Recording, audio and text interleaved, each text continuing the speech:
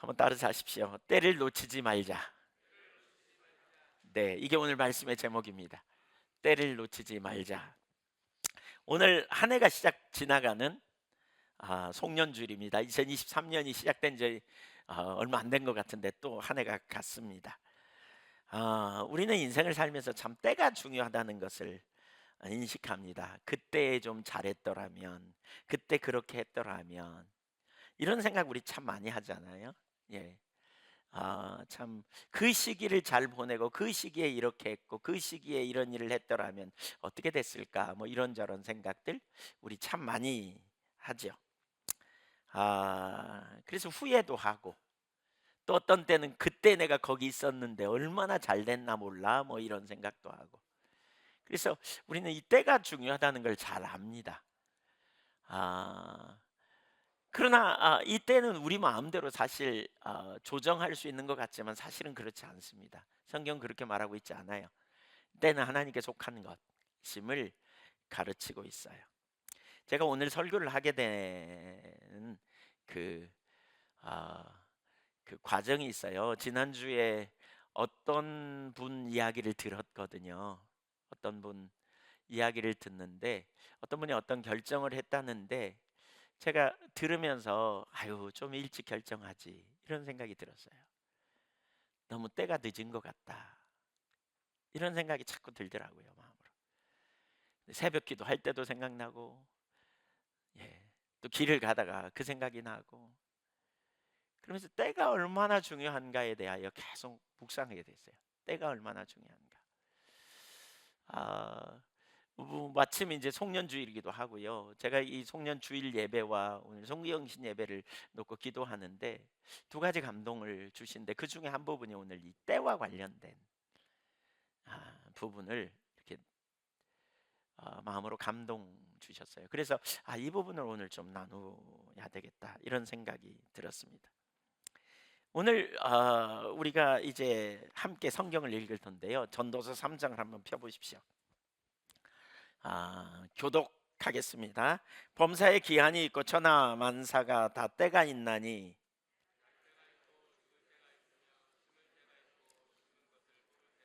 죽일 때가 있고 치료할 때가 있으며 헐 때가 있고 세울 때가 있으며 돌을 던져버릴 때가 있고 돌을 거둘 때가 있으며 안을 때가 있고 안는 일을 멀리할 때가 있으며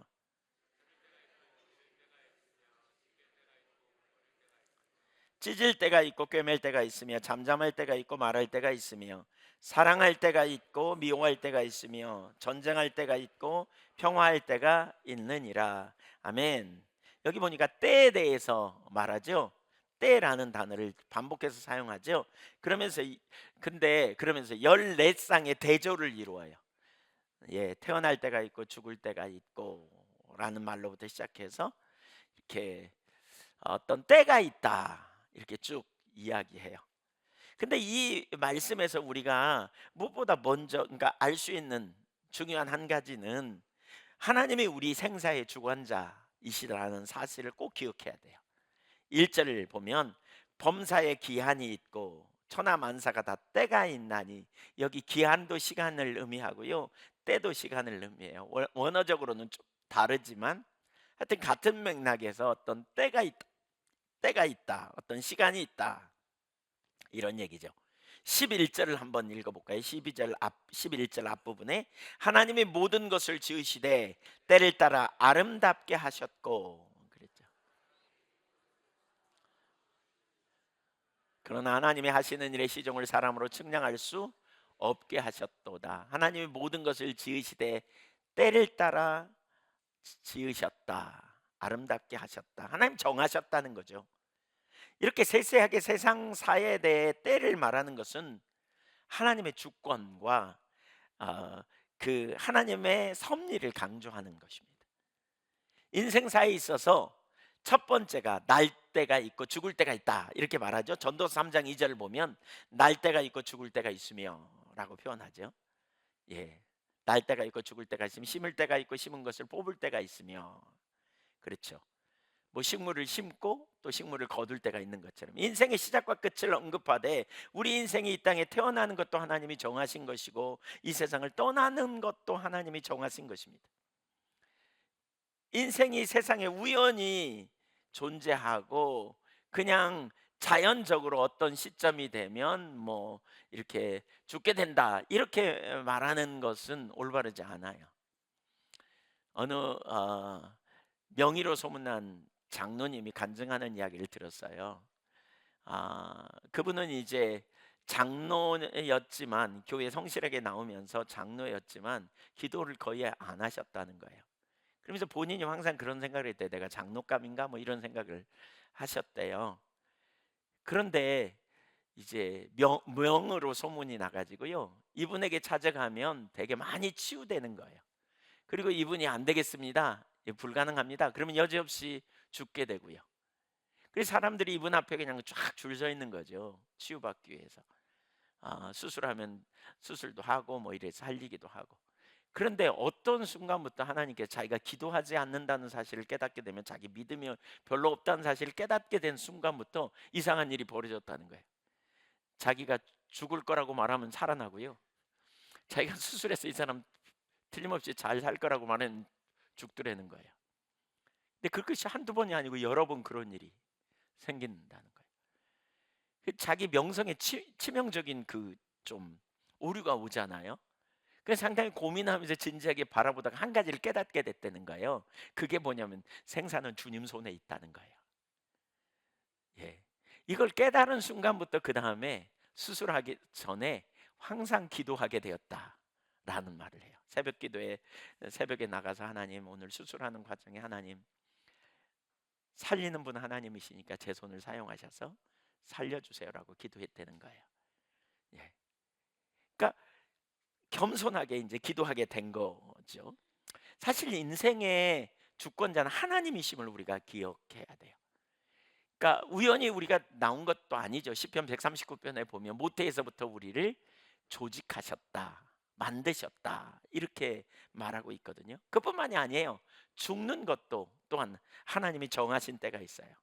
히브리서 9장 27절에 보면 한 번 죽는 것은 사람에게 정해진 것이요 그 외에도 심판이 있으리니라고 말하고 있어요.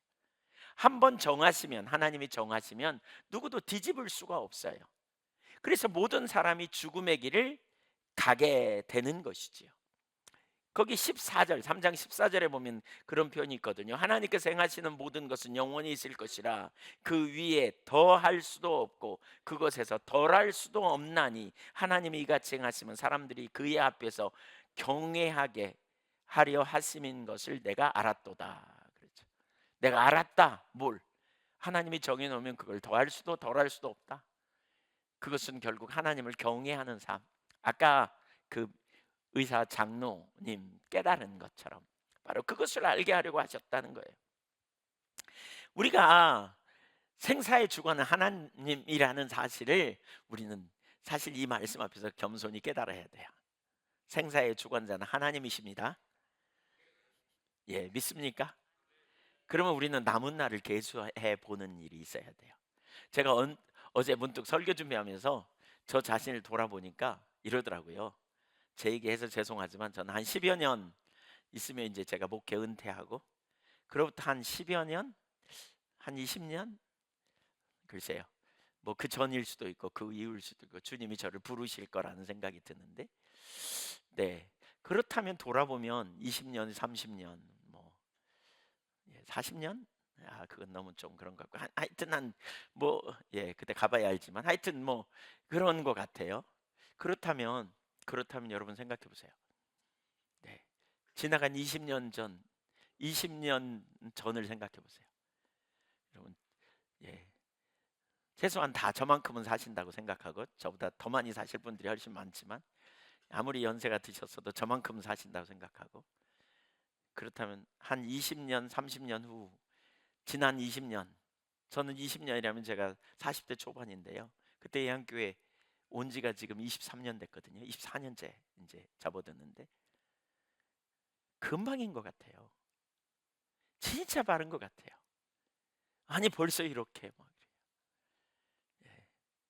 제가 보니까 한 10년 어간쯤부터 제 외모에 변화가 일어나기 시작하더니, 예, 한 5년 전에 더 현격하게 일어나고, 그래서 한 5년 전 사진을 보여줬더니 이렇게 젊었냐고 이렇게 말하더라고요. 아, 세월이 얼마나 순식간인지 모르겠어요. 우리가 우리 나를 계수하는 것, 이거 우리 반드시 우리가 해봐야 될 시점이 아닌가. 연말 우리 송년주일인데 다시는 오지 않는 날을 우리가 보내는 이 시점에, 그렇죠? 네, 한번 옆에 사람 얼굴을 보세요. 네, 네, 노려보지 마시고요. 보라니까 눈 고개는 안 돌리고 이렇게 눈알만 돌리시는데, 네.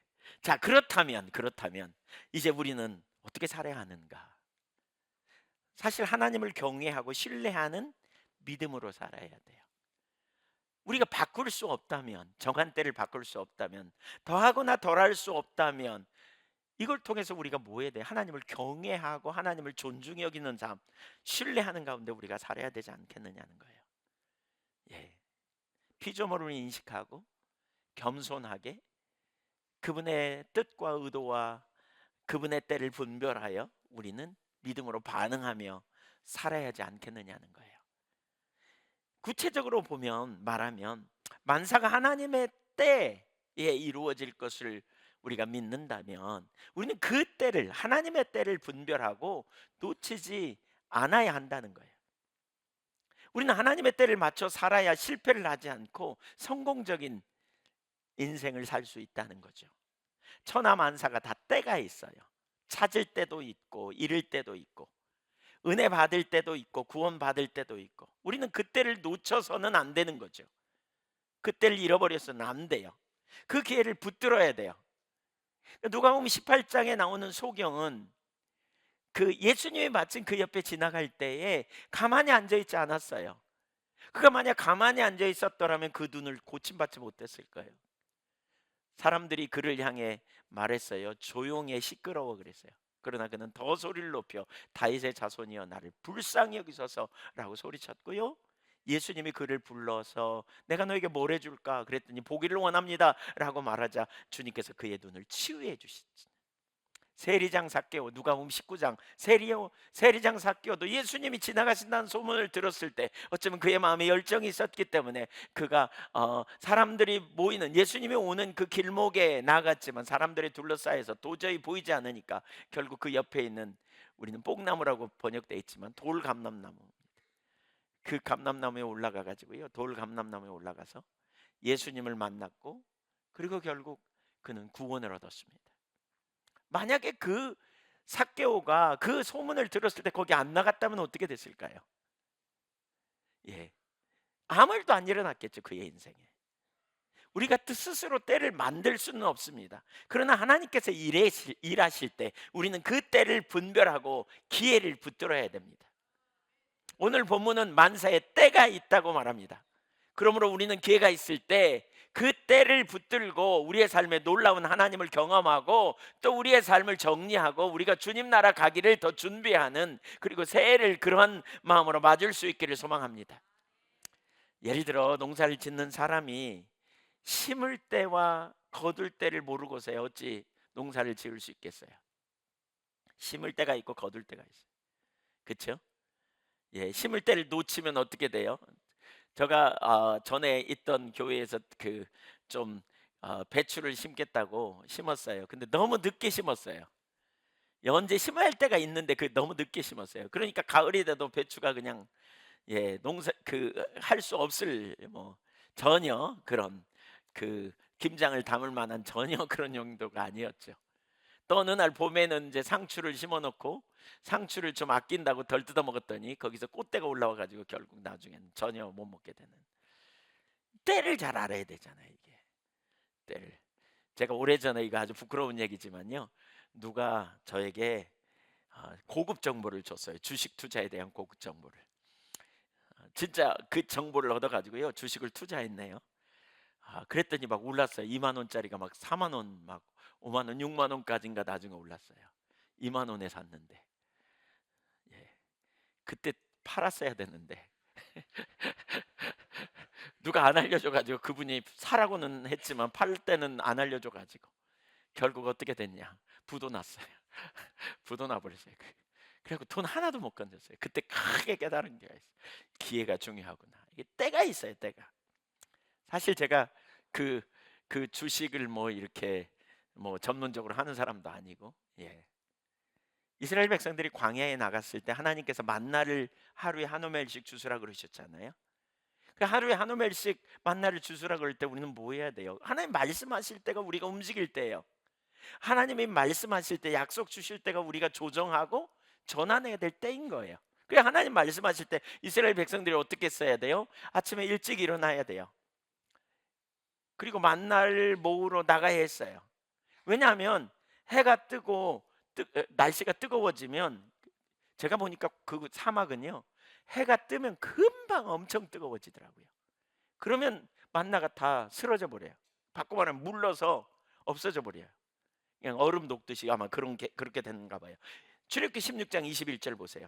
무리가 아침마다 각 사람은 먹을 만큼만 거두었고 햇볕이 뜨겁게 쬐면 그것이 쓰러졌더라. 여기 쓰러졌다는 말은 물러졌다, 녹아버렸다, 뭐 이런 의미입니다. 없어져 버린 거예요, 그냥. 그러니까 하나님께서 말씀하실 때 우리는 때를 알고 놓치지 말아야 돼요. 하나님 말씀하실 그때가 저와 여러분이 반응해야 될 때예요. 예. 다시 말하면 하나님의 시간을 깨달아 알 수 있어야 한다는 거예요. 영적으로 민감하여 주님의 때를 잘 분별하고 주님의 때를 놓치지 않기를 축복합니다. 특별히 오늘 송년주일을 맞아서 우리가 몇 가지를 좀, 하나님의 때, 하나님의 때, 지금이 어떤 때인지 우리가 좀 생각하고 좀 나누기를 원하는데요. 네 가지를 살피려고 합니다. 근데 뭐 시간이 없으면 제가 중간에 그냥 요약해서 할 테니까 너무 늦게 끝날 거다 이런 걱정하지 마십시오. 예, 우리 전주팀 오늘부터 제가 이제 안 가고요. 우리 저 이지원 전사님이 가서 함께 전주팀 요 시간 예배 지금 드리고 있습니다. 아, 네. 아니 전주팀 아는 체 해주려고 제가. 네. 첫째, 은혜 받을 때 구원의 때를 놓치지 말아야 합니다. 고린도후서 6장 2절을 보십시오. 같이 읽습니다. 이르시되 내가 은혜 베풀 때에 너에게 듣고 구원의 날에 너를 도왔다 하셨으니 보라 지금은 은혜 받을 만한 때요 보라 지금은 구원의 날이로다. 우리가 착각하는 것이 있죠. 시간이 많이 남아 있을 거다 이런 착각을 해요. 근데 여러분 그런 얘기 들어보셨죠? 뭐 옛날에 그 장사하는 사람들이 이런 얘기 하잖아요. 날이면 날마다 오는 것이 아닙니다 뭐 이러잖아요. 사실 우리의 시간이 날이면 날마다 오는 시간이 아닙니다. 우리는 내내 그렇게 살아보다 보니까 날이면 날마다 온다고 생각합니다. 그러나 우리가 하나님께서 허락하신 시간, 그 기회가 있습니다. 사실 이걸 진지하게 우리가 돌아봐야 될 것 같아요. 예. 우리의 지금 현재 위치, 여러분이 현재 행복하다면 이 시간이 날이면 날마다 주어진 시간이 아닙니다. 여러분이 사랑하는 사람과 함께 있다면 그 사랑하는 사람과 날이면 날마다 같이 있다고 생각하십니까? 여러분 지금 우리가 하나님 앞에 예배드리는 이 시간, 날이면 날마다 오는 날이라고 여겨지십니까? 그럴 수 있습니다. 그럴 수 있습니다. 어떤 분들에게는. 그러나 어떤 분들에게는요 마지막 주일 수도 있습니다. 네. 뭐 여러분 중에 다 안 그럴 겁니다. 그러나 어떤 분들에게는 그 주일이 마지막 주일일 수도 있습니다. 2023년이 오늘은 마지막 주일 아니에요? 오늘 마지막 주일, 다시는 2023년의 송년주일을 우리는 맞이할 수 없어요. 이처럼 우리는 흘러가는 시간이 흘러가고 있고 우리는 역사의 정점에 설 시간이 있어요. 개인의 종말을 우리는 맞이하게 될 때가 있고 우주적 종말을 우리는 맞이하는 시간이 있어요. 그렇다면 우리에게 주어진 시간, 주어진 기회를 우리는 어떻게 보내야 하느냐는 거예요. 이런 말이 있습니다. 오늘은 어제 죽은 사람이 그토록 소망하고 기다렸던 날이다. 어제 하루만 더 살면 좋겠다. 내일도 숨을 쉬고 살 수 있으면 좋겠다. 이렇게 소망하던 사람이 그토록 기다렸던 날이 바로 오늘이라는 거예요. 어제 죽은 사람은 오늘이 없어요. 그렇죠?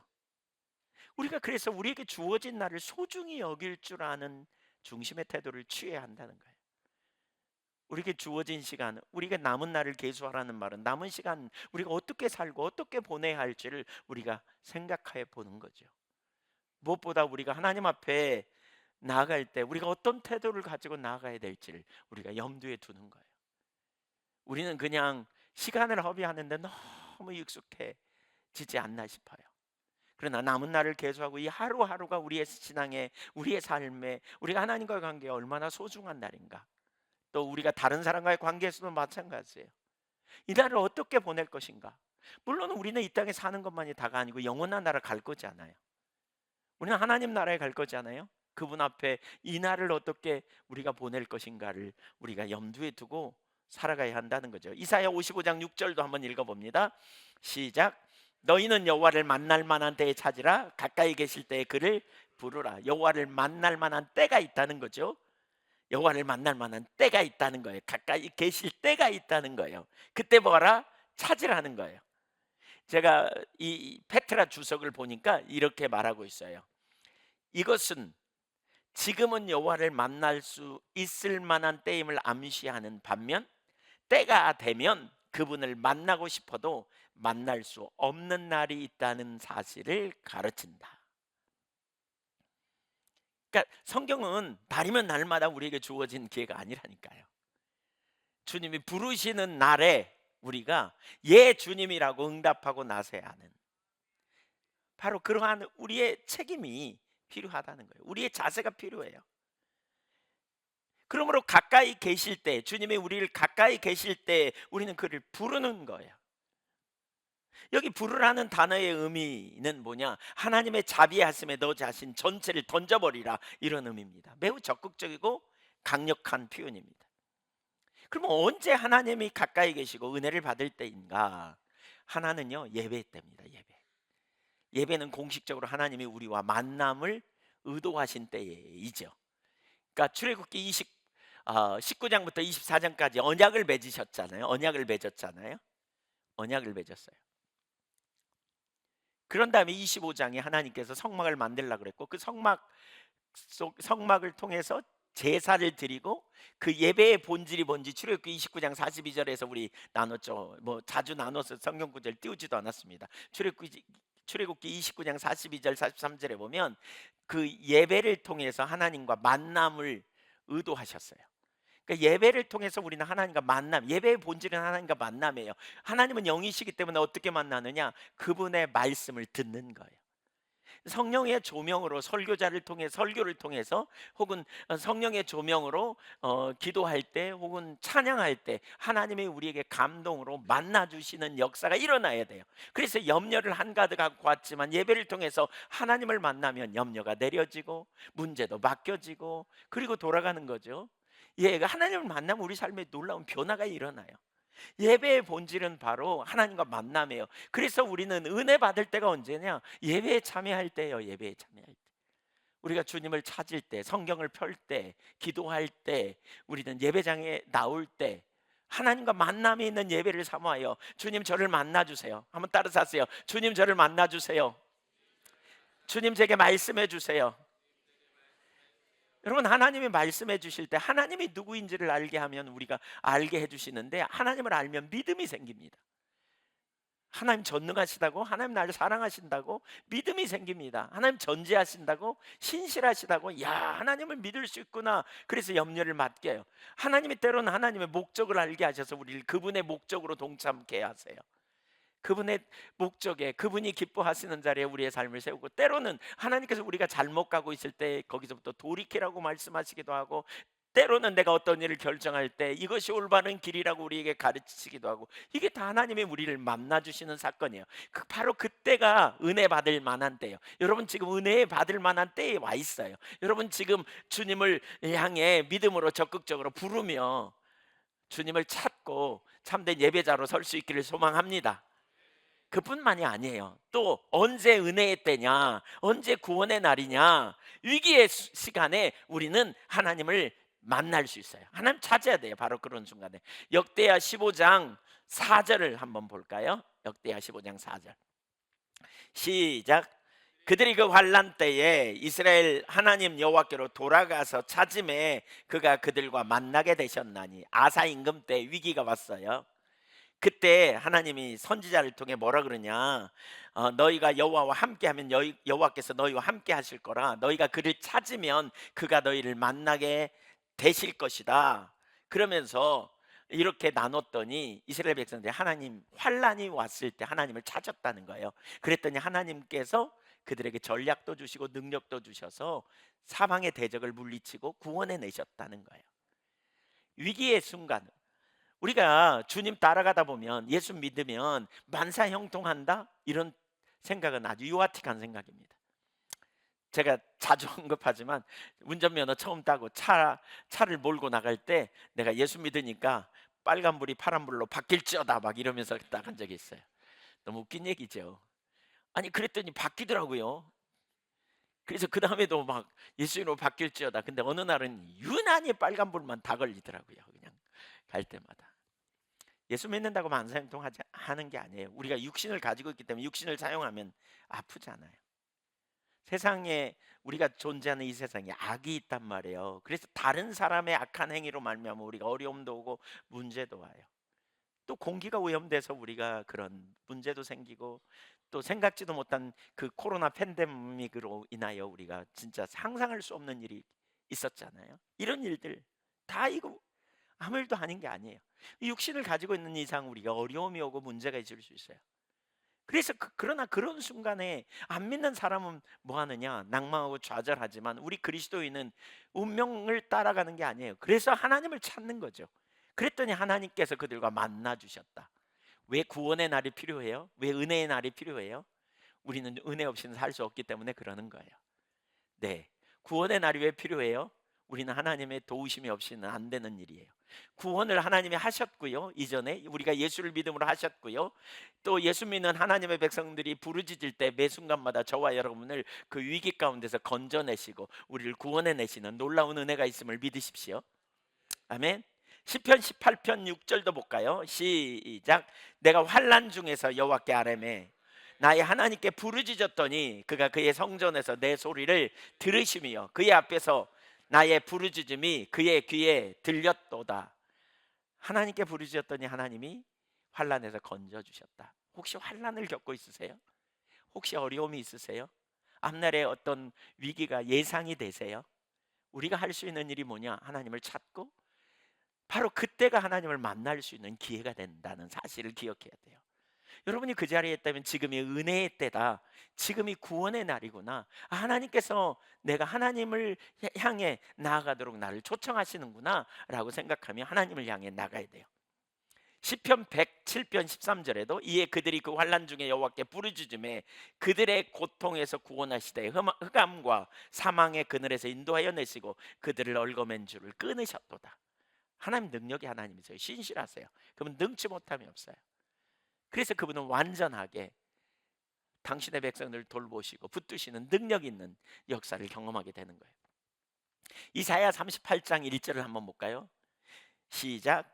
그때 히스기야가 병들어 죽게 되니 아모스의 아들 선지자 이사야가 나아가 그에게 이르되 여호와께서 이같이 말씀하시기를 너는 내 집에 이원하라 내가 죽고 살지 못하리라 하셨나이다 하니, 히스기야는 이스라엘의 그 임금 중에 매우 선한 임금입니다. 29년 동안 그는 왕 통치했습니다. 다인 이후 히스기야는 정말 말씀대로 살려고 애쓴 임금이었고요. 율법을 가지고 이스라엘 백성들을 통치하려고 힘썼던 사람입니다.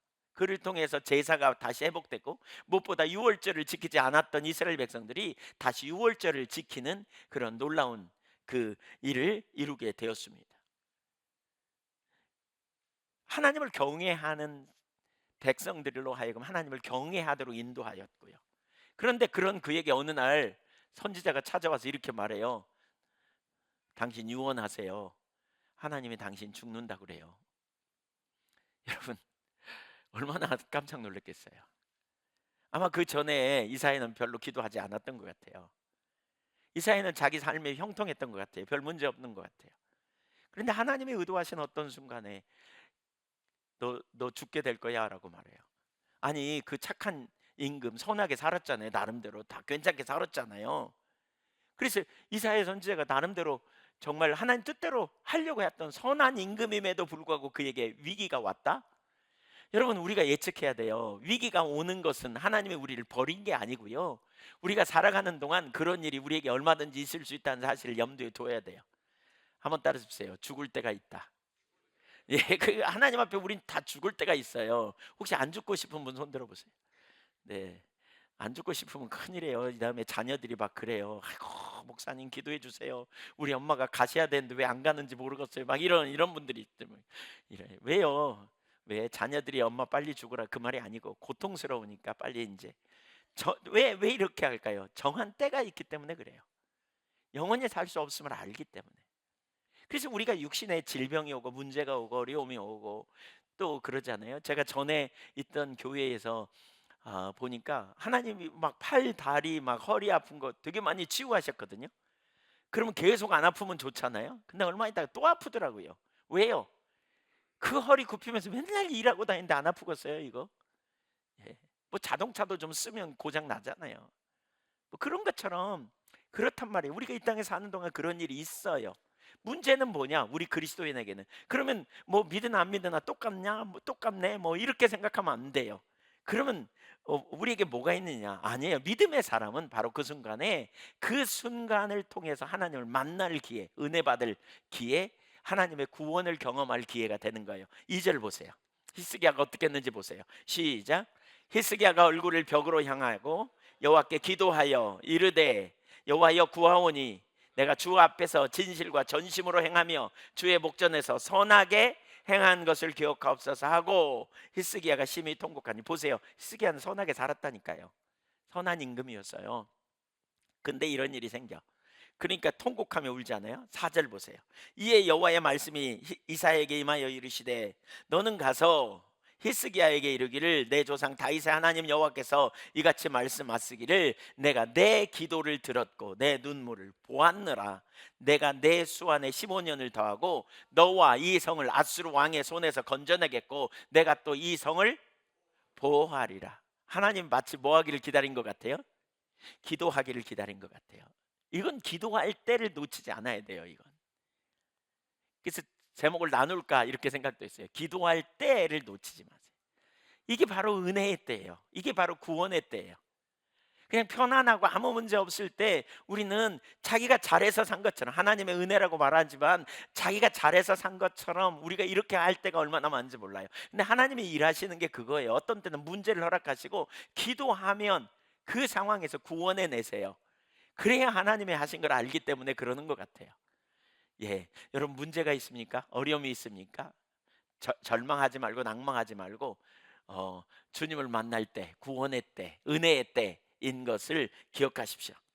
주님이 가까이 계시면서 우리를 부르시는 거예요. 부르시는 거예요. 기도를 통해서 당신의 영광을 드러내요. 그 기, 그래서 우리가 그런 상황이 있을 때 주님을 적극적으로 찾고 구하고 갈망하고 우리가 이 자리로 자꾸 나가야 돼요. 환란의 때가 환란의 시간이 은혜를 경험하는 시간이고 구원의 날을 얻는 놀라운 기회가 되는 거예요. 그래서 야고보서 1장 2절에 내 형제들아 너희가 여러 가지 시험을 만나거든 온전히 기쁘게 여기라. 그러면서 뭐라 그랬어요? 5절에 그 시험을 통해서 우리가 벗어나는 비결이 뭐냐면 하나님의 지혜예요. 너희 중에 누구든지 지혜가 부족하거든 모든 사람에게 후히 주시고 꾸짖지 아니하시는 하나님께 구하라. 그리하면 주시리라. 시험은 하나님을 만날 기회라니까요. 문제는 하나님을 만날 기회예요. 하나님을 만날 수 있기를 주님의 이름으로 축원합니다. 올해가 가기 전에 여러분의 인생에 문제가 있습니까? 어려움이 있습니까? 하나님을 만날 기회로 여기고요. 주님을 집중해서 찾으십시오. 예, 별로 문제가 없으신가 보죠. 아무도 아멘 안 하시는데, 예, 주님을 찾으십시다. 네, 주님을 향해 그때가 은혜의 때예요, 은혜의 때. 예, 하나님이 우리를 사랑하셔서 하늘 권리를 포기하고 우리를 위해 오셨잖아요. 우리가 그 은혜로 말미암아 구원받은 인생이잖아요. 여기 너무 놀라운 능력이 있어요, 능력이. 예. 문제가 있습니까? 주님을 향해 나가십시오. 두 번째, 회개의 때를 놓치지 말아야 합니다. 회개의 때. 하나님은 우리와 친밀한 관계를 원하십니다. 그래서 하나님은 우리와 친밀한 교제 가운데 있기를 원하세요. 어, 그래서 하나님이 우리에게 말씀하시고 우리를 인도하시죠. 우리 신앙에 있어서 매우 중요한, 제가 자꾸 언급하지만 중요하기 때문에 또 언급하면요, 하나님은 인격체세요. 그리고 우리와 인격적 교제를 원하세요. 근데 오늘날 신앙에 왜곡이 되게 많이 일어난 것 중에 하나가 하나님과 인격적 교제가 뭔지를 많은 사람이 모르더라고요. 제가 왜 신앙생활의 삶이 안 변할까 이걸 보는 가운데 깨달은 한 가지는 하나님과의 인격적 교제가 안 돼요. 왜 안 될까? 사실 제가 깜짝 놀란 사실은, 놀랄만한 사실은, 사람이 처음 교회에 나오면, 처음 예수 믿으면 하나님이 누구냐고, 우리가 믿는 하나님이 누구냐고 물어봐야 돼요? 안 물어봐야 돼요? 아니, 물어봐야 될 것 같아요? 안 물어봐야 될 것 같아요? 예. 근데 왜 안 물어보세요? 근데 여러분 중에 물어보신 분 손 들어보세요. 교회 나오면서 하나님이 누구예요? 물어보신 분 손 들어보세요. 예, 있으시네요. 목사님들한테 물어보면요, 이렇게 물어본 사람 거의 없다는 거예요. 하나님 누구냐고. 왜 그럴까요? 초신자가 나름 하나님에 대한 생각을 갖고 있기 때문에 그래요. 나름. 우리나라 애국가에도 나오잖아요. 하나님이 보호하사 우리나라 만세, 그러잖아요. 기본적으로 하나님이 누구인가 이렇게 가지고 있어요. 예, 천지신명 물 떠놓고 비나이다 비나이다, 천지신명께 비나이다, 이런. 그 사람이 절에 전도되면 어떻게 해요? 부처님 이랬다가 교회 오면 손만 바꿨지 가지고 있는 생각은 천지신명이나 부처나 하나님이나 다 똑같아. 여기서 가장 심각한 게 뭐냐면 하나님이 인격체라는 사실이 없어요. 여기는 인격이 뭔지 몰라요. 교회는 와서 신앙생활은 오래 했는데 인격적 관계가 뭔지 몰라. 하나님과 인격적 관계가 뭔지 안 보여요. 여기 있으면. 또 계몽주의의 영향을 통해서 하나님은 초월자이며 내재하시거든요. 이게 성경의 하나님이에요. 하나님은 초월자세요. 우주 만물을 창조하셨어요. 그러나 당신이 창조하신 이 세계 안에 개입하시면서 당신의 자녀들을 돌보시고 인도하시고 또 가르치시고 생각나게 하시고 이렇게 개입하세요. 하나님은 우리 가운데. 이게 인격적 관계 안에서 일어나는 일이죠. 그래서 우리는 그분의 말씀을 듣고 그분의 인도를 받고 그분의 따라 살고, 그렇죠? 근데 하나님을 초월자로는 아는데 인격적 내재하신 하나님을 잘 모르면 어떻게 되느냐? 말씀을 되게 강조합니다. 말씀 강조해요. 근데 이 말씀이 인격체이신 하나님을 가르치는 게 아니고 이 말씀이 문자에 갇혀 있는 하나님, 지식에 갇혀 있는 하나님. 그래서 하나님을 개인적으로 아는 게 아니라 하나님, 인격체이신 하나님이 아니라 문자에 갇혀 계시는 하나님, 하나님에 관한 지식으로 머물러 버려요. 개인적인 소통과 교제가 뭔지 잘 몰라요. 그래서 성경은 엄청 많이 하는데 인격체 되신 하나님은 오늘 내게 말씀하시고 또 내가 예배할 때 살아계신 하나님 내 혀의 말을 알지 못하시면 하나도 없는 그분 앞에서 예배하는 일이 잘 안 돼. 그게 뭔지도 몰라. 그냥 공들이면 되는 것. 또 이쪽 계몽주의적 세계관, 제가 말한 또 다른 하나, 말씀 강조하고 여기에 초점 있는 사람은 말씀 시간에 안 늦고 말씀을 설교를 듣는 것을 새로운 정보를 수집하는 것으로 전락시켜요. 하나님이 예배 시간에 설교를 통해서 만나기를 원하시거든요. 근데 인격적 관계가 없으니까 그냥 설교의 새로운 정보를 하나씩 취득하면 되는 것으로 이해하고, 그리고 예배 시간 그러니까 예수 믿는 기간이 오래되면 성경을 많이 알고 설교를 아니까 본인은 됐다고 생각해요. 인격적 관계 안에서 만나면요, 뭔가 그 만나는 교제 가운데 새로운 그를 알게 되든지 그의 뜻을 알게 되든지 뭐가 문제 있든지 우리가 매번 발견하는 일이 일어나게 돼 있어요. 인격적 관계 안에 오래 만나서 예배 시간에 오래 앉아서 자기 할 말만 하고 혹은 성경의 몇 가지 정보를 깨달은 것으로만 국한하는 자리에 머물러 있는 거, 이건 심각한 거예요. 이게 왜곡된 세계관에서 나온 거예요. 이게 왜곡된. 하나님 살아계시고요, 오늘도 우리와 동행하시고요. 한번 생각해 보세요. 육신을 입고 이 땅에 오셨어요. 왜 오셨어요? 우리 가운데 거하셔서 함께 동행하기 위해서 오셨어요. 우리의 죄를 담당하시고 십자가에 달려 죽으시고, 그렇죠? 예수님이 보혜사라 그랬잖아요. 사람들을 가르치시고 깨닫게 하시고 인도하시고 그랬다가 승천하셨어요. 죄를 담당하시고 십자가에 달려 죽으셨다가 부활에 승천하셨잖아요. 승천하신 하나님이 어떻게 해요? 성령으로, 주님이 성령으로 우리 안에 오셨어요. 우리 안에 성전 삼고 가세요. 뭐 하려고? 고아처럼 버려두지 않기 위해서. 그러면 그 주님이 우리가 잘못 가고 있을 때 침묵하실까요? 말씀하실까요? 당연히 말씀하세요. 인격적 관계가 뭔지 아세요? 여러분, 우리는 그분의 음성을 들어요. 여기서 음성을 듣는다는 말은 성령의 조명으로, 성경에 기초하여 성령의 조명으로 우리에게 그 순간 필요한 메시지를 깨닫게 하시는 거예요. 우리에게 주시는 거예요. 우리가 잘못 가고 있는데 내버려둬요? 우리를 돌이키라고 하시기도 하고, 우리가 어떤 길로 가는 것이 올바른지 우리에게 알게 해주시기도 하고. 그래서 인격적 관계에 있는 사람은 생생한 교제가 있어요. 인격적 관계가 있는 사람은 삶의 변화가 일어나요. 주님 만나고 가는데, 이거 한번 생각해 보세요. 둘이 만나서 실컷 1시간 얘기를 듣고는 나가면서, 아무것도 기억이 안 나. 개인적으로 뭐 이렇게 삶의 조정이 안 일어나. 이거 인격적 교제라고 생각하세요? 인격적 교제를 하는 사람은요, 사랑의 관계잖아요. 더군다나 우리에게 말씀하시는 분은 우주를 창조하신 하나님이잖아요. 그분이 내게 말씀하시는 것을 우리는 가볍게 여기지 않고 들으려고 할 거고, 그 음성을 들으면 우리는 기꺼이 순종하려고 하고. 인격적 관계 안에 있으면 인격적 관계가 점점 자라요. 자라요.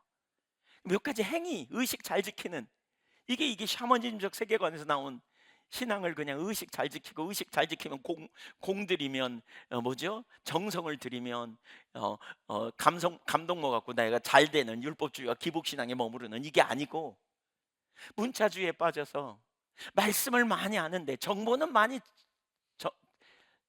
가졌는데, 정보는 많이 얻었어. 수많은 정보는 얻었어. 근데 삶은 안 변해. 지식은 얻었는데. 왜요? 인격적 관계 안에서 하나님이 지금 내게 주시는 음성으로 들려지지 않기 때문에. 우리가 그런 함정에 오늘날 너무나 많은 사람들이 빠져 있습니다. 우리 신앙은 생생한 하나님과의 교제인데. 그러니까 예배에 오는 것도 마찬가지예요. 의식 잘 지키면 되는 것으로 이해하고, 한 부류의 사람은 설교 시간에 안 늦으면 안 늦은 거고, 설교에 무슨 얘기를 하는지 그냥 지식 좀 깨달아지면 그거 갖고 오늘 은혜 받았습니다 이러고 말고. 그러나 하나님이 내게 주시는 음성으로 들려지면요, 우리는 그 앞에 반응하게 돼 있어요. 한번 생각해 보세요. 제가 최근에 제 아내가 집에 오면서 뭐 하나 사오라 그랬는데 잊어버리고 집에 갔다가, 네, 그랬어요. 좀 그랬어요. 인격적 관계는 그와 같은 관계예요. 말 무시하면 안 돼. 무시하면 큰일 나요. 깨져요. 우리와 하나님과의 교제가 어떤 교제인지 여러분 생각해 보세요. 자, 그렇다면 하나님이 언제 여러분에게 말씀하셨어요? 인격적 관계는요, 삐지면 말 안 해요. 인격적 관계는 삐지면 말 안 한다니까요. 성경에도 나와요. 하나님 삐지면 말씀 안 하신다. 아모스 8장 11절에 말씀의 기근을 보내신다 그러잖아요. 말씀의 기근을 보내. 물이 없어 가람이 아니라 말씀이 없어 가란다. 하나님 삐지셔서 말씀 안 보내. 무슨 얘기예요? 설교가 없다 그 말이 아니에요. 책이 없다 그 말이 아니에요. 듣기는 듣는데 감동이 없어. 내게 주시는 감동이 없어. 성경을 읽는데 깨달음이 없어. 아모스 8장 11절인가요? 하여튼 그렇죠. 물이 없어 가라면 감동이 없어. 깨달음이 없어. 삶의 변화가 아니라, 하나님 설교 시간에 앉아 있는데 그냥 졸리기만 해. 아무런 감동도 없고, 기도해도 감동도 없어. 그쯤 되면 그렇죠. 아이고, 우리 교회는 은혜가 없어. 말씀이 하나도 안 들려. 그냥 우리 목사님 깨어 있지 않나 봐. 누구 탓인지 모르겠네. 하나님 침묵하신다니까요. 헨리 블랙카미 목사님이 쓴 하나님과 신선한 만남에서 이런 표현을 해요. 하나님 앞 우리가 하나님을 떠나면 회개해야 되는데 그게 안 되면 첫 번째로 제일 먼저 하나님을 떠나면 죄를 깨닫게 하신대요. 죄를 깨닫게 하신다. 성령님이 우리 안에 계시니까 죄를 깨닫게 하시죠. 근데 우리가 안 듣잖아요. 돌이키지 않잖아요. 두 번째, 우리의 기도를 듣지 않으시고, 세 번째, 더 이상 임재하지 않으세요. 임재하지 않으세요. 하나님이 나와 함께 하시는 가운데 나를 돌보시고 이끄시는 역사를 경험할 수 없는 거죠. 네 번째, 말씀의 기근을 보내시는 것. 제가 삐진다 그래서 좀 그렇지만 하여튼 하나님 이렇게 마음이 상하신 거죠. 그러니까 말씀을 안 보내. 다섯 번째, 보호의 울타리를 거두신다는 거예요. 사실 하나님이 우리를 보호해 주시는데 보호의 울타리를 거두면 어떻게 해요? 우리가 실수할 때 보호해 주시니까 문제가 없잖아요. 우리가 육신이 연약해 얼마나 많이 실수해요. 우리가 눈이 앞에만 뭐 있기 때문에 우리가 실수하잖아요. 밤눈이 어두워서 운전하다가 실수도 하잖아요. 근데 하나님은 우리를 보호하시고 지켜주셔야 되는데 보호의 울타리를 거두신다는 거예요. 여섯 번째, 죄의 결과를 충분히 감당케 하신다는 거예요. 그리고 결국 일곱 번째, 멸망시키거나 제거하신다는 거예요. 회개에도 기회가 주어진다는 거예요. 회개할 기회를 주시고 돌이키지 않을 때 점점 더 큰 어려움이 올 수 있다는 거예요. 여러분, 하나님이 주신 기회를 우리는 놓치지 않아야 돼요. 예를 들면 엘리 제사장 아시죠? 엘리 제사장. 하나님이 나는 나를 존중히 여긴 자를 존중히 여겨 멸시한 자를 경멸하리라 그랬는데 하나님을 존중히 여겼던 사람은 누굽니까? 사무엘과 다윗이죠. 멸시했던 두 사람 이야기가 나오죠. 누굽니까? 엘리와 사울이에요. 근데 엘리와 사울의 공통적인 특징은 뭐냐면 회개할 기회를 주지만 돌이키지 못하는 사람들입니다. 예를 들면 엘리 제사장 한 번은 사무엘상 2장 27절에 보면 하나님의 사람 무명의 선지자를 하나님이 엘리 제사장에게 보내거든요. 그러면서 아주 강력한 표현을 하세요. 31절 보세요. 31절. 보라, 내가 내 팔과 내 조상의 집 팔을 끊어 내 집에 노인이 하나도 없게 하는 날이 이를지라. 이스라엘에게 모든 복을 내리는 중에 다른 사람은 다 복 내리지만 너는 내 처소의 환난을 볼 것이요 내 집에 영원토록 노인이 없을 것이며 내 제단에서 내가 끊어버리지 아니할 내 사람이 내 눈을 쇠잔하게 하고 내 마음을 슬프게 할 것이요 내 집에서 출산하는 모든 자가 젊어서 죽으리라. 내 아들 홈리와 비느하스가 한날에 죽으리니 그 둘이 당할 일을 그 일이 내게 포종이 되리라. 여러분, 이쯤 되면 뭐 해야 돼요? 이런 말을 들었으면 뭐 해야 돼요? 뭐예요? 회개해야 회개. 진짜 애통함으로 하나님 앞에 부복하고 회개해야죠. 근데 아무런 표현이 없어요. 2장 마지막 절에 보면 3장 1절에도 회개했다는 말이 없어요. 그러니까 하나님께서 두 번째 사무엘의 그 엘리에 의해 양육된 엘리의 제자죠. 사무엘에 의해 똑같은 말을 하십니다. 사무엘상 3장 11절에 보니까 여호와께 사무엘에게 이르시되 보라, 내가 이스라엘 중 한 일을 행하리니 그것을 듣는 자마다 두 귀가 울리리라. 그러면서 그렇게 말씀하세요. 그러니까 그 그러니까 내가 엘리의 집에 대하여 말한 것을 처음부터 끝까지 그날에 그에게 다 이루리라. 내가 그의 집을 영원토록 심판하겠다고 그에게 말한 것은 그가 아는 죄악이니 이는 그가 자기의 아들들이 저주를 자청하되 금하지 아니하였음이니라. 아들들 때문에 그렇다는 거잖아요. 예. 그러면서 엘리의 집을 하나님께서 멸하겠다는 거예요. 3장 17절 보세요. 그날 아침에 엘리가 물어요. 이르되 내게 무엇을 말씀하셨느냐? 청하노니 내게 숨기지 말라. 내게 말씀하신 모든 것을 하나라도 숨기면 하나님이 내게 벌을 내리시고 또 내리시기를 원하노라 하는지라. 18절 읽어보죠. 사무엘이 그것을 그에게 자세히 말하고 조금 더 숨기지 아니하니 그가 이르되 이는 여호와시니 선하신 대로 하실 것이니라 하니라. 여러분 보세요. 그는 여호와시니 선하신 뜻대로 될지어다 이렇게 말해야 돼요? 회개해야 돼요? 회개해야 돼요. 이거 말도 안 되는 행동이에요 이거. 근데 그러고 말아요. 결국 어떻게 된 거 아시죠? 엘리 집안이 완전히 박살나고 멸하게 되거든요. 그러니까 사무엘상 15장에 보면 사울이 어떻게 망가져 가는가도 너무너무 잘 나타나요. 엘리 사무엘을 통해서 하나님께서 경고하시지만 안 들으니까 결국 어떻게 되냐? 버림받게 되는 거죠. 회개할 기회를 하나님이 주세요. 회개할 기회. 여러분, 회개할 시간에 회개할 수 있기를 축복합니다. 회개할 기회가 있어야 돼요. 바로 그때 우리는 진정으로 회개해야 돼요. 예.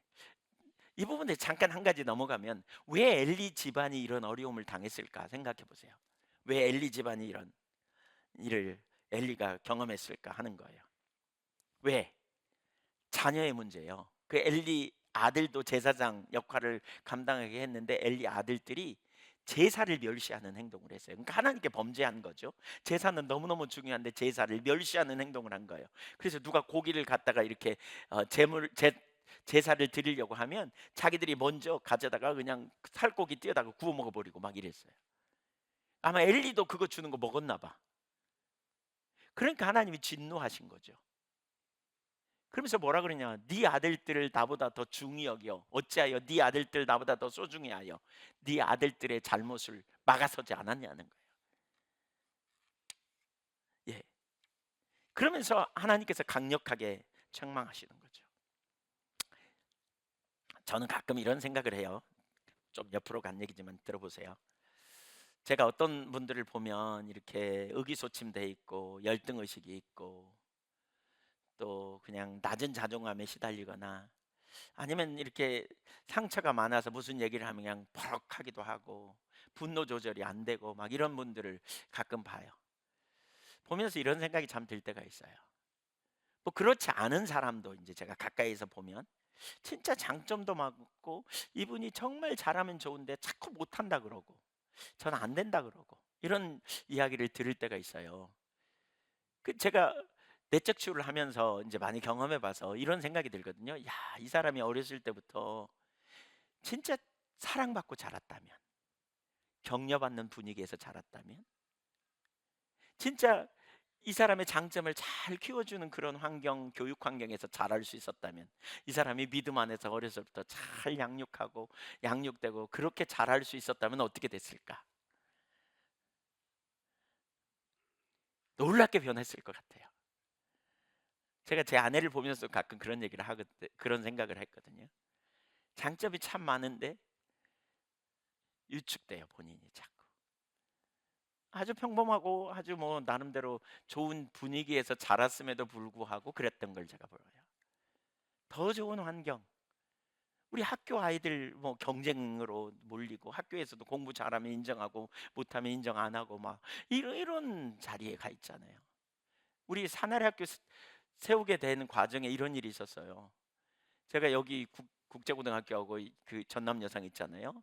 아이들 가끔 가는 걸 보면 어깨가 축 처져가지고 마지못해서 가는 애들 대부분 많은 아이들이 사실 그래요. 막 활기차게 막 오늘 또 새날이 왔다. 내가 공부해서 영광을 돌리자. 막 이러고 가는 애들 별로 없어요. 거의 없어요.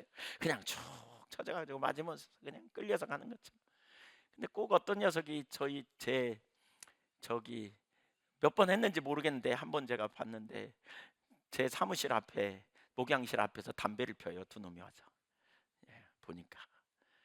근데 내가 나가서 혼내킬까 그러다가 가만히 그들 얘기를 들으니까 오늘 막 쌍욕을 하면서 뭐 됐다 막 이러면서 그냥 누구 때문에 죽겠네 막 아마 왕따도 당하고 막 선생님한테 두드러 맞고 막 그런가 봐.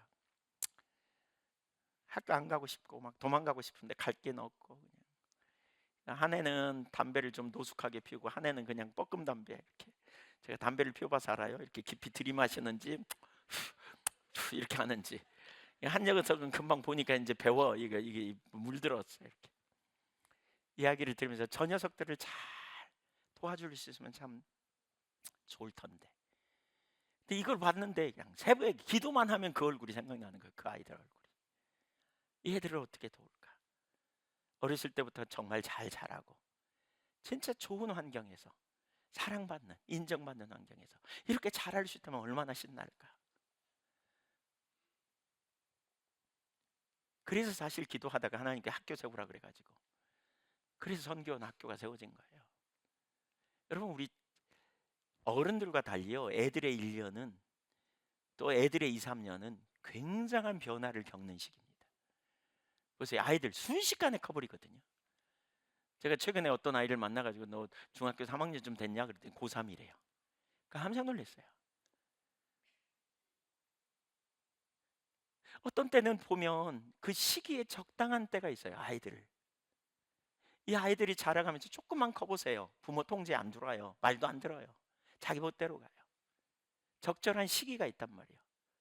그 시기에 잘 가르치고 잘 올려주고, 아마 운동하는 분들 그런 경험하잖아요. 어떤 시기에 습득된 기술은 오래 가잖아요. 마찬가지 어린 아이 때부터 진짜 잘 양육하고 사랑으로 잘 돌보고 잘 이렇게 세워지는 자녀들을 도울 수 있다면 얼마나 좋을까. 우리가 흔히 욕심 때문에, 감정 때문에, 또는 우리가 무지해서 놓치기가 참 쉽죠. 여러분, 자녀들을 위해 깊이 생각해 봐야 될 시점이 아닐까 싶어요. 우리의 자녀들이 어떻게 하면 제일 좋은 길로 갈 수 있을지.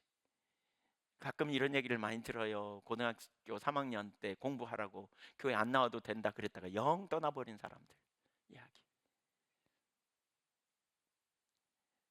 어려서부터 어떻게 키워야 할지, 우리의 자녀들. 몇 년만 지나면 땅을 치고 후회해도 늦어요. 몇 년만 지나면 땅을 치고 후회해도 늦어요. 자녀들을 어떻게 양육하고 돌보는 게 진짜 우리에게 필요한 시점인지, 관계를 어떻게 회복하고 저들을 어떻게 양육하고 어떻게 세워줄 것인지. 저는 할 수 있으면 우리 부모님들 사내리 학교 보내도 참 좋겠다 싶어요. 교회에 세워진 학교. 뭐 많이 보내시지만 할 수 있으면. 옛날 우리 부모님들 대가를 지불하고 그렇잖아요. 자녀 교육 때문에 부모님들 그렇잖아요. 우리 부모 세대는 진짜 뼈 빠지게 일하면서 자녀들 세우기 위해서 애쓰고 힘썼잖아요. 뭐가 최고의 자녀들을 위해 좋은 일일지 우리가 진짜 돌아봐야 될 시기가 아닌가 싶어요. 골든 타임이라는 게 있잖아요. 골든 타임. 근데 이 골든 타임이 진짜 제일 짧은 게 자녀들 같아요. 자녀 세대는 짧아요. 그 시기를 잘 보내야 그 다음 세대 건강하고요, 인격적으로도 달라지고 또 밝고 건강해서 놀라운 변화가 일어나고 새롭게 돼요. 제가 학교 얘기가 나왔으니까 말이지만 우리 학교, 저는 사나리 학교가 전 세계에서 제일 좋은 학교라고 생각해요. 제가 웃으면서 얘기하니까 잘 안 믿는 것 같은데 진짜예요. 무엇보다 아이들이 정말 놀랍게 바뀌는 것 같아요. 위축됐던 아이들이 여기 오면 회복이 일어나요. 밝아져요. 왜요? 사랑받으니까. 일단 사랑받으니까. 일단 존중받으니까. 일단 다 귀하게 여기거든요. 왕따? 전혀 그런 거 없죠. 다 존중하고 사랑하고. 순간순간 그런 부분이 있지만 또 길을 찾고 회복하고 돌이키고 이렇게 가는. 그러면서 지금 너무 좋은 방향으로 점점 가고 있는 것. 할 수 있으면 저는 정말 많은 아이들을 보내면 좋겠어요. 기회가 주어진. 선교원도 마찬가지고요. 짧은 기간에 우리가 어떻게 정말 다음 세대를 세울 것인가. 골든타임 놓치지 않기를 축복합니다. 회개도 마찬가지예요. 지금 다윗 달랐어요. 다윗은 시편 32편을 한번 볼까요? 아마 이 시편을 제가 읽으면서 우리가 볼 수 있는 게, 다윗이 큰 범죄했잖아요. 우리 아이는 밧세바를 범하고 난 이후에 어떤 일이 있었는가 그 과정을 쭉 설명하거든요. 허물의 사함을 받고, 시편 32편 1절, 자신의 죄가 가려진 자는 복이 있도다. 마음에 간사함이 없고 하나님께 정죄를 당하지 아니하는 자는 복이 있도다. 2절 읽어볼까요? 2절 3절 시작. 내가 입을 열지 아니할 때에.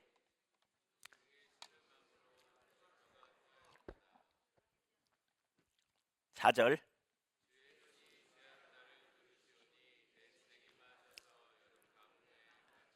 아마 죄를 범하고 바로 회개 안 했던 것 같아요. 예, 우리 아이는 바세바 범하고 하나님 앞에 모른 척하면서 뭐, 우리가 사실 하나님과 관계가 멀어지면요 죄인지를 모릅니다. 이것도 죄인가? 잘 모릅니다. 어쩌면 다윗이 그냥 뭐 왕으로서 뭐 그럴 수도 있지 이렇게 생각했던 것 같아요. 근데 하나님이 나단 선지자를 통해 죄를 지적하잖아요. 그러자 보세요. 무슨 일이 있는지. 그러니까 회개하지 않았을 때 그가 종일 신음했대요. 내 진액이 빠졌다. 여름 가뭄의 마름처럼 그랬는데 5절 보세요. 시작. 내가 이르기를 내 허물을 여호와께 자복하리라 하고 주께 내 죄를 아뢰고 내 죄악을 숨기지 아니하였더니 곧 주께서 내 죄악을 사하셨나이다. 셀라. 이로 말미암아 모든 경건한 자는 주를 만날 기회를 얻어서 주께 기도할지라 진실로 홍수가 범람할지라도 그에게 미치지 못하리로다. 회개하는 순간 하나님께 용서를 받고 그리고 주님을 만나는 기회가 되었다. 그래서 홍수가 범람해도 미치지 못하는 참된 안식을 경험하게 되는, 올해가 가기 전에 여러분 회개할 것이 있으면 회개할 수 있기를 축복합니다. 혹시 하나님의 오랜 기간 여러분에게 침묵하신다면, 혹시 하나님의 감동이 별로 없다면, 혹시 하나님 삐지신 것 같다면 뭐가 문제냐고 물어볼 필요가 있어요. 회개하고 돌이킬 수도 있고요, 또 전환하는 일이 우리 가운데 일어나야 되죠. 주님은 친밀한 교제를 원해요. 우리 신앙은 친밀한 교제예요. 이걸 잘 기억하세요. 혹시 여러분 아까 나눴잖아요. 문자에 빠져 있어서 우리가 문자를 많이 알기 때문에, 지식을 많이 알기 때문에 내가 하나님 잘 알고 있다고 착각할 수도 있고요, 의식 잘 지켰으니까 난 신앙 잘하고 있다고 착각할 수도 있고요. 우리 인격적인 하나님과의 교제를 모르면 이거 잘하면 믿음 좋다 그러지 않아요. 그러나 인격적 교제가 있으면 주님과 만나고 나면 뭔가 그 앞에서 우리의 삶을 추스려요. 전환하고 새롭게 돼요. 그러니까 주님과 만남이 있는 시간에 우리의 삶에 전환이 일어나고 우리가 변화가 일어나게 돼 있어요. 그게 정상이에요. 인격적 교제 안에 있으니까. 올해가 가기 전에 여러분 회개할 것이 없는지 돌아보고요, 철저히 회개하자고요. 만일 우리가 우리 죄를 자백하면 저는 미쁘시고 오로우사 우리의 죄를 사하시고 모든 불의에서 우리를 깨끗게 하실 것이라 그랬어요. 회개는 누구에게 하는 거예요? 내가 잘못한 몇 가지 행위를 그냥 잘못했습니다라고 고백하는 게 아니에요. 이건 인격적 관계의 회개가 아니에요. 인격적 회개는 뭐냐? 살아계신 하나님, 내 혀의 말을 알지 못하심이 하나도 없고 내 행동을 다 아시는 하나님 앞에 내가 한 것이 얼마나 하나님 안 기뻐하는 행위인가를 인식하여 하나님 앞에, 그렇죠? 하나님이 그걸로 인하여 마음이 아플 거고, 그걸로 인하여 제가 하나님 앞에 합당하지 못한 걸 인식하여 회개하는 거예요. 우리 사람에게 사과하는 것도 마찬가지잖아요. 그 사람이 어떤 생각을 갖고 어떤 상처를 받았는지 바라보며 우리가 회개하고 나누는 거잖아요. 서로 상처를 회개, 아니 사과, 진정한, 그래야 진정한 사과가 되지. 예, 그래야 진정한 사과가 되죠. 그렇죠? 진정한 사과. 세 번째, 헌신의 때를 놓치지 말라. 헌신의 때를 놓치지 마십시오. 아멘. 하나님이 우리에게 주시는 기회를 놓치지 말자는 거죠. 헌신에도 때가 있어요. 예, 헌신에도 때가 있어요. 우리는 무조건 막 헌신할 수 있는 기회가 있냐? 그렇지 않아요, 여러분. 우리 인간은요, 일할 때가 있고 그만둘 때가 있어요. 날 때가 있다면 죽을 때가 있어요. 우리 인간은 한계를 가진 인생임을 우리가 기억할 필요가 있어요. 어떤 순간 우리는 거기서 돌이켜야 되는 순간이 있다는 걸 기억해야 돼요. 아, 우리가 일한다고 할 때 하나님은 우리를 동역자로 삼아서 우리와 함께 일하기 원하신다 그랬잖아요. 전에 언급했지만 예를 들면 하나님이 우리에게 일용할 양식을 주세요. 우리에게 먹을 걸 주시죠. 그래서 우리는 식탁에서 감사하고 기도해요. 그러면 농사 짓는 사람과 밥하는 사람은 뭐예요? 하나님과 동역하는 거예요. 그래서 이 모든 일이 하나님과 일하는 거예요. 과학자가 연구해가지고 어떤 성과를 낸다면 그것은 하나님이 인류의 복지를 위해서 과학자들에게 지식을 주시고 그들이 좋은 훌륭한 어떤 기술을 개발함으로 말미암아 우리에게 유익을 끼치기 위해 행하시는 일이잖아요. 그러면 하나님이 그 일을 이루셨다 우리는 이렇게 말하죠. 이런 좋은 안락함을 누리게 하셔서 감사합니다. 이런 좋은 약을 주셔서 감사합니다. 하나님이 이런 상황을 주셔서 감사합니다. 우리가 이러죠. 그러면 이분들은 누구예요? 하나님과 함께 동역하는 분들이에요. 하나님이 저를 치유하셔서 감사합니다. 그러면 의료계에서 일하는 분들은 뭐예요? 하나님과 동역자들이에요. 이게 우리가 이해해야 될 일이에요. 주님이 우리 가운데서 일할 때를 주셨어요. 일하러 가세, 일하러 가세. 일하지 못할 때가 올 테니 일하러 가세. 뭐 그런 찬양 있잖아요. 예, 예. 날이 저물어 주님이 오라고 하신 날 우리는 못할 때가 있단 말이에요. 주어진 시간에 하나님께 보내심을 받은 일의 소명을 가지고 하나님이 여러분을 보내셨다면, 밥벌이가 아니라 하나님이 여러분과 함께 일하자고 여러분을 부르셨다면 하나님이 여러분에게 은혜도 주시고 하나님이 여러분에게 능력도 주시고 하나님이 여러분에게 지혜도 주시고 그리고 더 나은 그러한 전략도 기술도 또 지혜도 부어주실 줄로 믿습니다. 그러니까 하나님과 함께 일하려는 이런 태도를 우리가 갖는 게 되게 중요해요. 아무리 일하고 싶지만 몸이 쇠하면 일하기가 어려운 시간이 와요. 분명히 와요. 제가 저 자신을 돌아보면 은퇴가 한 10여 년 남았다 그랬잖아요.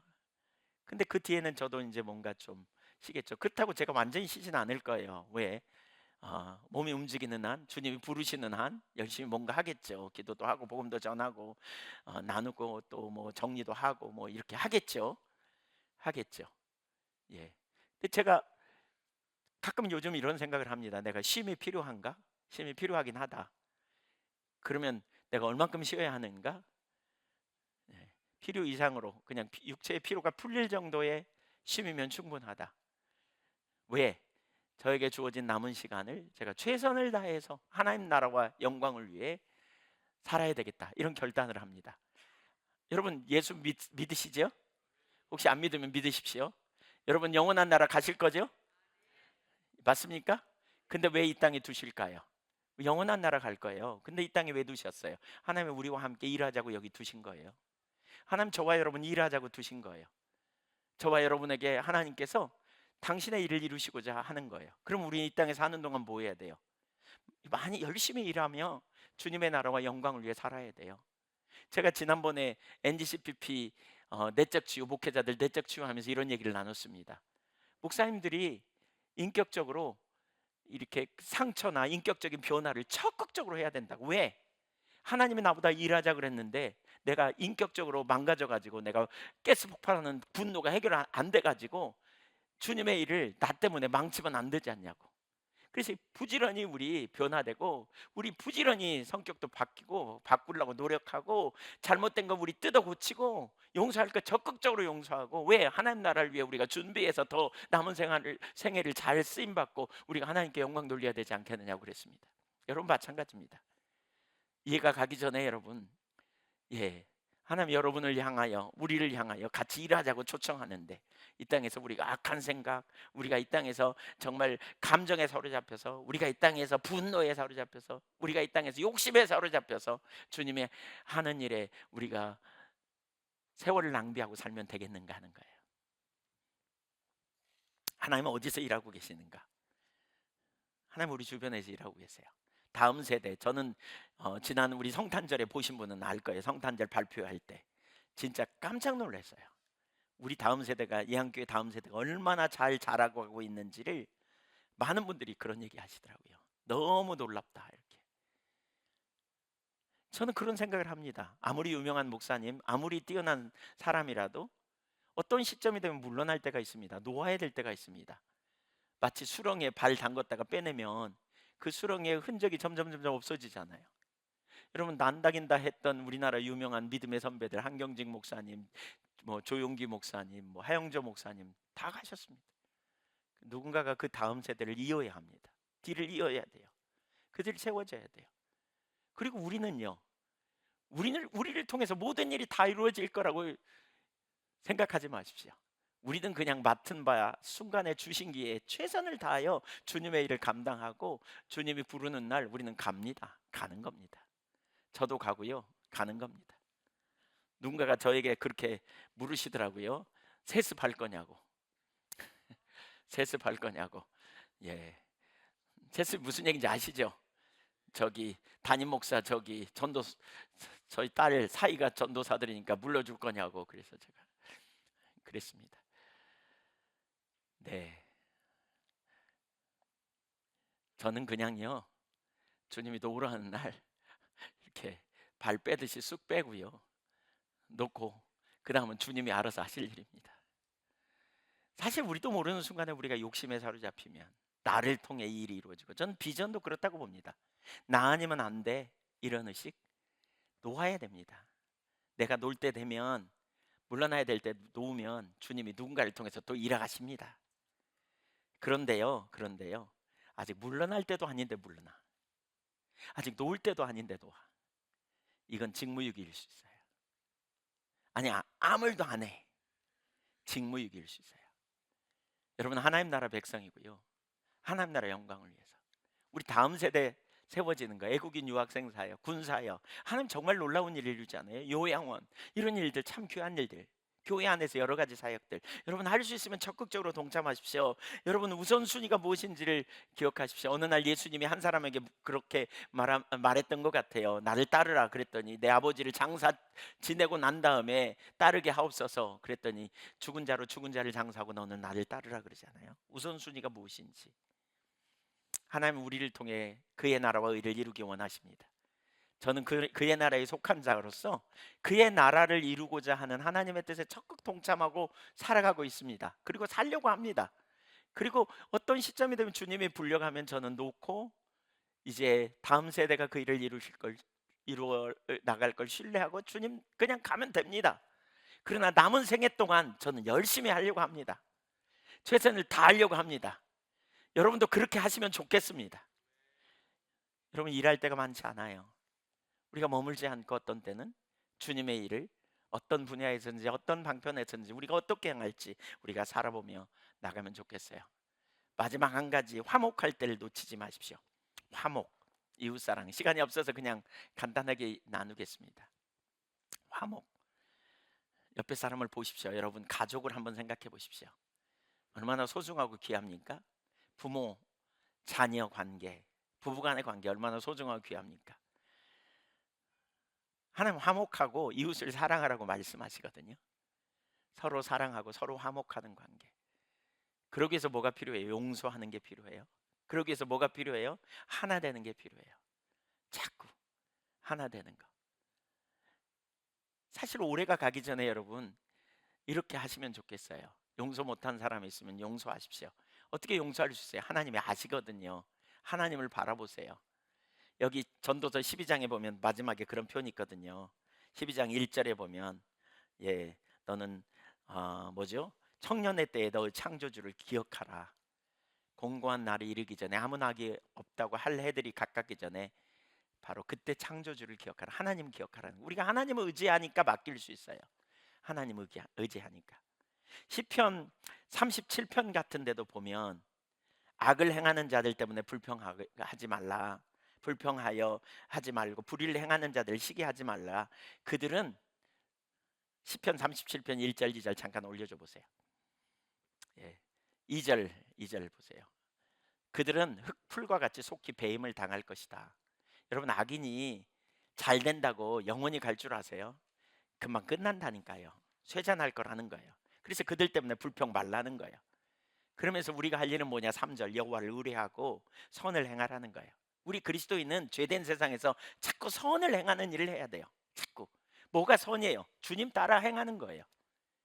저들이 악하게 나오지만 우리는 선으로 악을 갚는 거예요. 땅에 머문 동안 그의 성실로 하나님의 신실하심이죠. 신실하신 하나님으로 우리의 삶의 기준을 삼으라는 거예요. 하나님은 마침내 의의 최후 승리를 주실 거고 마침내 저와 여러분을 승리케 하실 걸 믿으십시오. 4절에 또 여호와를 기뻐하라. 영어 NIV 성경에 보니까 기쁨을 오직 주님에게서 찾으라. 영어 성경 대부분의 성경이 이렇게 말해요. 기쁨을 여호와에게서 찾으라. 사람에게 찾지 말고요. 그래서 하나님에게서 찾고 나가서 여러분 뭐 하느냐? 이웃을 용서하고요, 이웃을 축복하고요, 이웃과 화목하려고 해야 돼요. 무엇보다 저는 올해가 가기 전에 여러분 부모 자녀와의 관계를 더 회복하면 좋겠어요. 부부 간의 관계를 더 회복하면 좋겠어요. 관계를 회복하기 위해서 뭐가 필요하냐면요, 공감이 참 필요해요. 공감. 제가 가끔 이렇게 어떤 사람들과 얘기해 보면 이런 얘기를 많이 하거든요. 되게 남편들이 이렇게 많이 해요. 목사님, 제 아내는요, 제가 사과하고 또 하고 또 해도 또 말해요. 막 이래요. 예. 저도 전에는 그 말에 공감했어요. 그러니까요, 여자들은 왜 그런지 모르겠어요. 막 이랬어요, 제가. 아니 사과했는데 또 잊어버린 것 또 꺼내 갖고 또 해. 그러니까 사과했는데 또 하냐 막 이런 생각. 근데 알았어요. 어느 날 깨달았어요. 그건 뭐냐면 충분하게 자기의 아픔을 공감해주지 못한다고 생각되기 때문에 그런 것 같아요. 치유가 되려면 상대편이 진짜 그 일 때문에 마음이 아팠겠구나. 뭐 주는 심정으로 했다 먹어라 그런 심정으로 미안하다 그래 내가 잘못했다 이거 안 돼. 이거 안 돼. 중심이 얼마나 힘들었고 얼마나 아팠을까, 얼마나 참 그것 때문에 힘들었을까. 충분히 공감해주고, 그래서 중심에 미안하다는 사과가 있어야 돼요. 있어야 돼요. 자녀들도 부모님께 그런 사과가 있어야 되고, 부모님도 자녀들에게 그런 사과가 있어야 돼요. 그래야 관계가 회복돼요. 자기 기준 가지고 우리가 교만하면 진짜 안 변한다는 게 제가 그랬잖아요. 교만하면요, 하나님 앞에서 그래서 끊임없이 배워야 되는 것 같아요. 근데 교만하면 자기 가진 거 딱 기준 갖고 배우자를, 자녀를, 부모를 이렇게 판단하는, 우리가 그 자리에 머물러요. 이걸 깨달아야 되죠. 저 사람이 진짜 상처를 받았구나, 진짜 아프겠구나.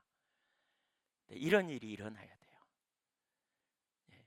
오래가 가기 전에 여러분, 상대방이 아프다 그러면, 힘들다 그러면 나를 공격하는 게 아니고 본인이 아프다는 표현으로 이해하고 받아들여서 진짜 미안하다고 이렇게 말해줄 수 있어야 돼요. 사과해야 돼요. 용서를 빌어야 돼요. 네. 우리 시간이 갈수록 하나님과 사랑도 깊어지고 부부간의 사랑도 깊어져야 될 거 아니에요. 전 그렇게 돼야 된다고 봐요. 우리는 포기하고 살아요. 되면 이런 분들 회개하셔야 돼요. 예. 부모 자녀와의 관계도 뭐가 문제인지, 우리가 공동부모를 같이 하나님 사랑하고 서로 사랑하잖아요. 아끼는 마음이 있잖아요. 그런 중심의 자세를 가지고 들으려고 하고 나누려고 하고, 이런 자세를 가지셔야 돼요. 오늘 집에 가시면 그렇게 하세요. 아멘. 예, 크게 아멘 하세요. 아멘. 그러다가 싸울 거예요. 틀림없이 또 싸울 수도 있어요. 싸우면 오세요. 같이 나누시게. 네, 네.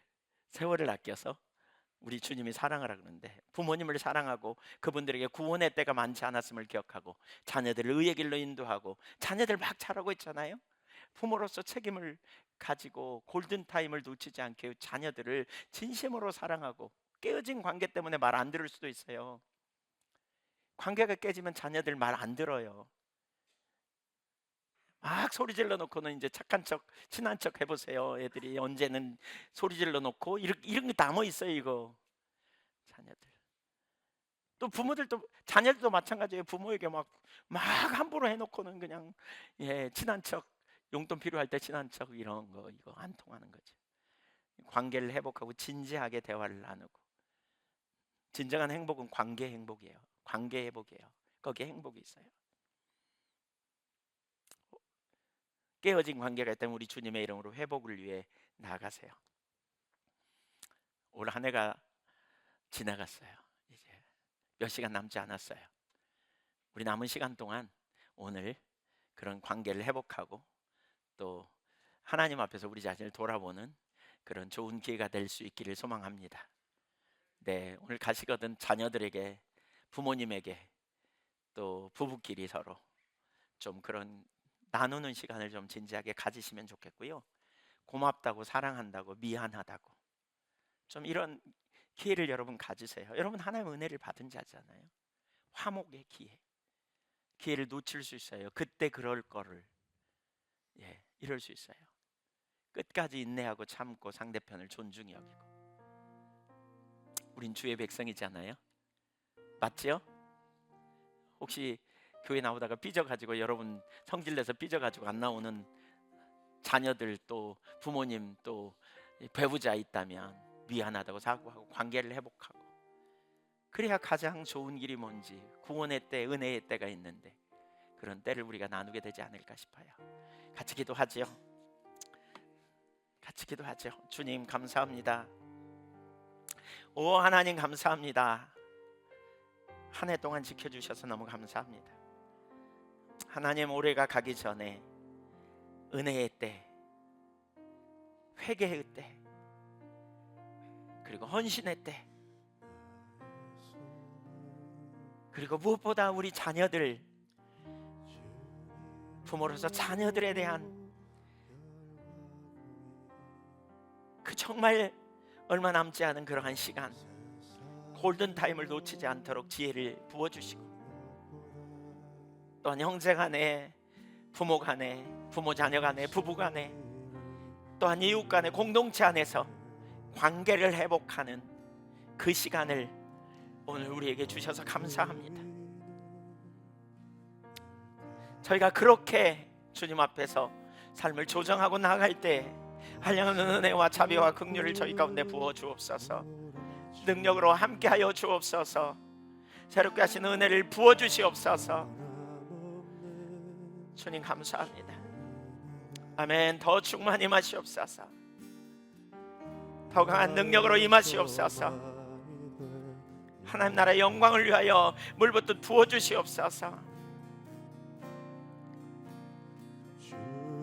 감사합니다. 주님, 모두를 축복합니다.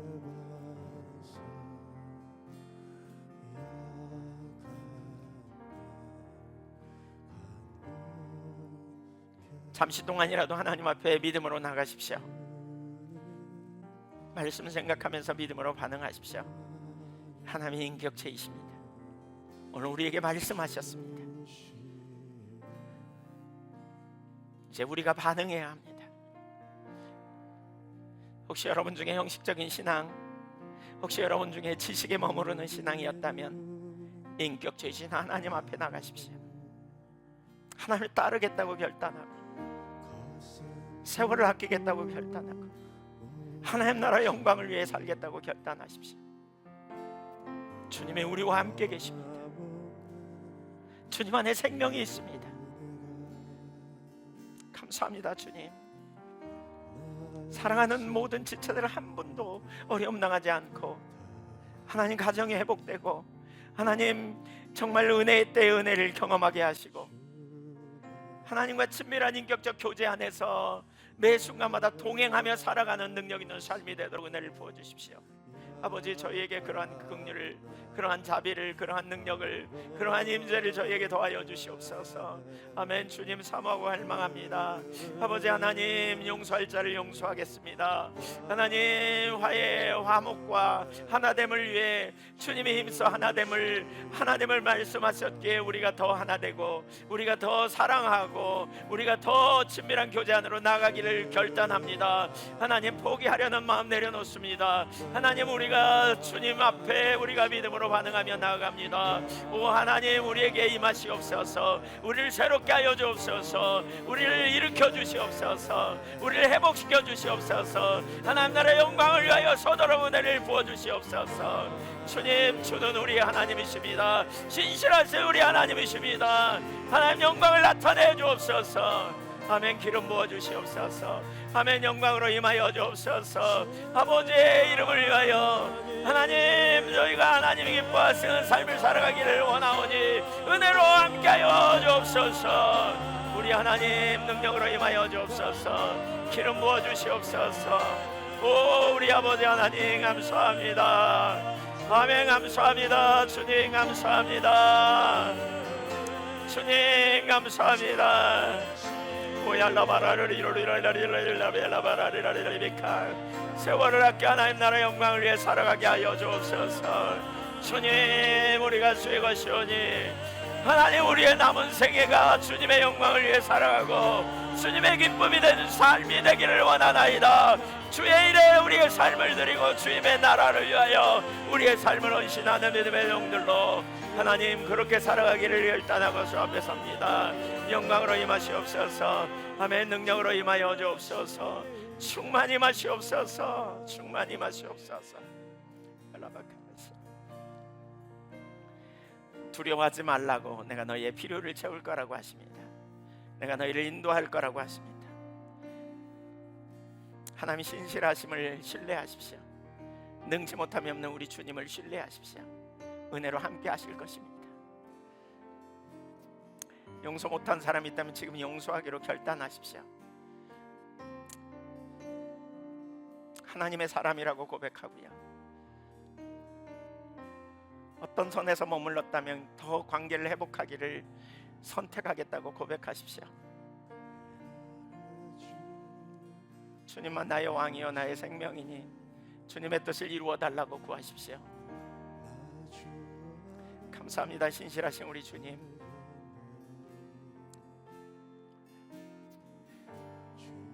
우리에게는 아직 기회가 있음을 인하여 감사합니다.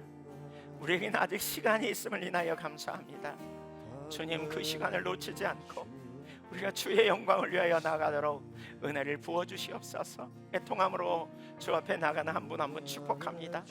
하나님 큰 은혜로 함께하여 주시고, 하나님 한 분 한 분의 그 결단으로 인하여 가정이 회복되고, 하나님 새롭게 되는 역사가 일어나고, 하나님 근본적인 은혜가 일어나도록 인도하여 주옵소서.